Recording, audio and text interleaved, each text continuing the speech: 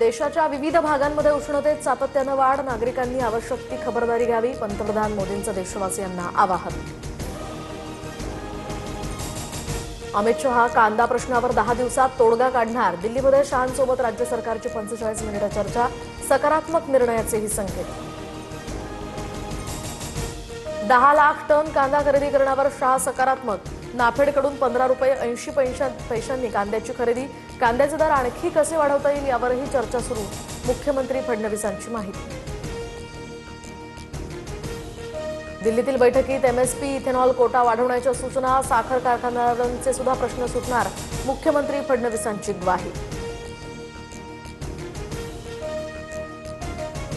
शिवसेनेसोबत नाशिक आणि छत्रपती संभाजीनगरच्या जागेचा तिढा, तर राष्ट्रवादीने पुण्याची जागा मागितली आहे. दोन्ही जागांचा तिढा आम्ही सोडवू, विधान परिषदेच्या जागेवरून मुख्यमंत्री फडणवीसांचं भाष्य. विधान परिषदेच्या जागा वाटपाचा विषय 2 दिवसात संपेल, फडणवीसांनी सांगितलेल्या जागेवर चर्चा होईल आणि विषय जागा वाटपावर उपमुख्यमंत्री एकनाथ शिंदेंचं वक्तव्य. विधान परिषदेच्या 3 जागांसाठी आम्ही मागणी केली आहे, सकारात्मक निर्णय होईल, बैठकीनंतर उपमुख्यमंत्री सुनेत्रा पवारांची प्रतिक्रिया.